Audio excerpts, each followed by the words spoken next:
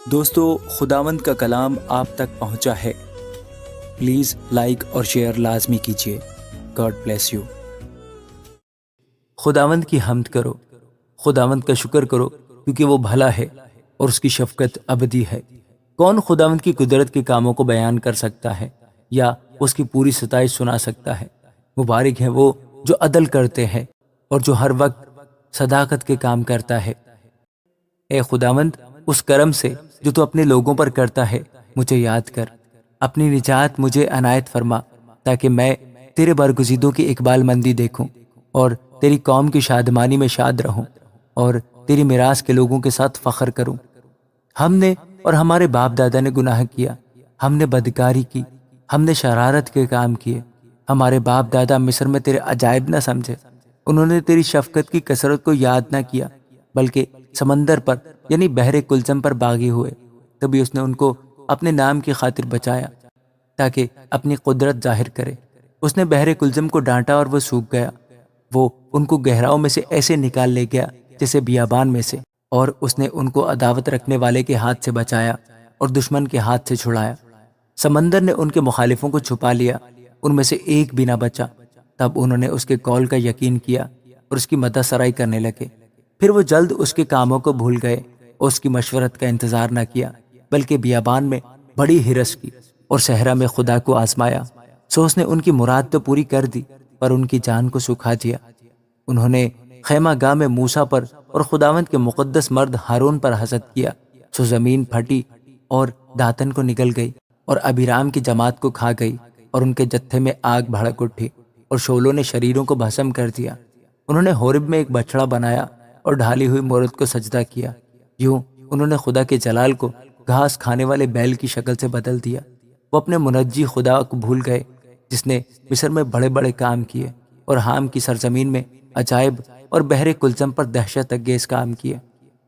اس لیے اس نے فرمایا، میں ان کو ہلاک کر ڈالتا اگر میرا برگزیدہ موسیٰ میرے حضور بیچ میں نہ آتا کہ میرے قہر کو ٹال دے، تا نہ ہو کہ میں ان کو ہلاک کروں۔ اور انہوں نے اس سہانے ملک کو حقیر جانا اور اس کے قول کا یقین نہ کیا، بلکہ وہ اپنے ڈیروں میں بڑبڑائے اور خداوند کی بات نہ مانی۔ تب اس نے ان کے خلاف قسم کھائی کہ میں ان کو بیابان میں پست کروں گا اور ان کی نسل کو قوموں کے درمیان گرا دوں گا اور ان کو ملک ملک میں تتر بتر کروں گا۔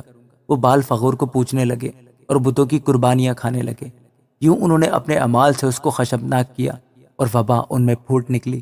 تب فنہاس اٹھا اور بیچ میں آیا اور وبا رک گئی، اور یہ کام اس کے حق میں پشت در پشت ہمیشہ کے لیے راست بازی گنا گیا۔ انہوں نے اس کو مریبہ کے چشمہ پر بھی خشبناک کیا اور ان کی خاطر موسیٰ کو نقصان پہنچا، اس لیے کہ انہوں نے اس کی روح سے سرکشی کی، اور موسیٰ بے سوچے بول اٹھا۔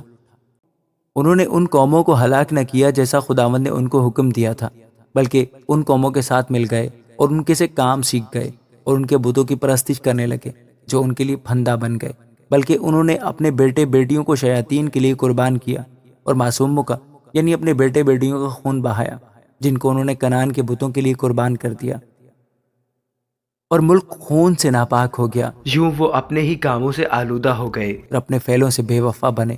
اس لیے خداوند کا قہر اپنے لوگوں پر بھڑکا اور اسے اپنی میراث سے نفرت ہو گئی، اور اس نے ان کو قوموں کے قبضہ میں کر دیا اور ان سے عداوت رکھنے والے ان پر حکمران ہو گئے۔